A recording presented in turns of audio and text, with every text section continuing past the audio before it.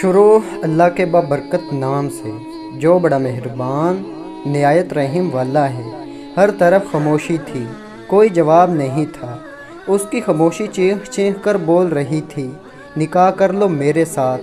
مگر کسی کا اتنا ظرف کہاں تھا کہ کوئی اس کو حلال طریقے سے اپناتا۔ وہ دنیاوی معاملات سے بہت تنگ آ چکی تھی، سب سے دور چلی جانا چاہتی تھی۔ وہ مزید کسی دھوکے کا شکار نہیں ہونا چاہتی تھی۔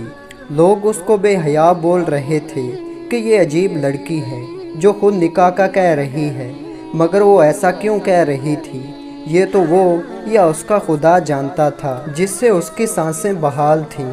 وہ تو جیسے اس بات پر کان ہی نہ دھرتا ہو۔ میں تمہاری بہت عزت کرتا ہوں، تمہاری ہر مصیبت میں کام آتا ہوں، تمہاری تنہائی کو دور کرتا ہوں۔ یہ محبت نہیں ہے تو کیا ہے؟ مجھے ایسی زندگی نہیں جینی، مجھے ہمیشہ تمہارے ساتھ جینا ہے، تمہارے ساتھ مرنا ہے، تمہارے نکاح میں رہنا ہے۔ مگر میں بہت مجبور ہوں، میں منگنی شدہ ہوں، میں تم سے شادی کیسے کر سکتا ہوں؟ میں شادی اس لڑکی سے کروں گا جو لڑکی میرے والدین نے چن رکھی ہے۔ تم بھی یہ سارے خواب دیکھنا چھوڑ دو، اتنا کافی ہے کہ میں تمہارے ساتھ ہوں۔ میں آپ سے پوچھتی ہوں کہ کیا یہ کافی ہے؟ کیا محبت شریعت کے خلاف کر لینا جائز ہے؟ وہ بھی ماں باپ کی مرضی کے بنا؟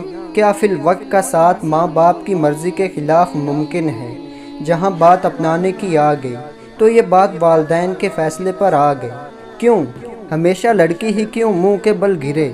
لڑکی تھی نا، اس لیے نادان تھی کہ کبھی یہ وقت اس پر ضرور آئے گا، مگر وہ تو اپنی ہی دنیا میں غائب ہو چکی تھی۔ کبھی اپنا نہ بننے والے کو اپنے دل میں لیے بیٹھی تھی، آنکھیں کھول کر دھوکے کھا رہی تھی اور عارضی رشتے کو ہمیشہ کے لیے ساتھ لے کے چلنے کے سپنے دیکھ رہی تھی۔ افسوس اس کا ظرف کتنا کم تر تھا کہ وہ لڑکی کی خواہش اور اس کی مخلصی کو سمجھ ہی نہ سکا۔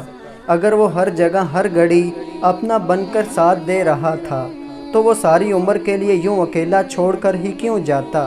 خدارا کسی کی زندگی برباد مت کیجیے اگر اس کا ساتھ ہمیشہ کے لیے نہیں دے سکتے اور رشتے نبھانے کا ظرف نہیں رکھتے تو اس کو محبت کا نام بھی مت دیجیے۔ محبت کسی مجبوری کا نام نہیں ہے۔ تو دوستو، اللہ تعالیٰ مجھے اور آپ کو عمل کرنے کی توفیق عطا فرمائے، آمین۔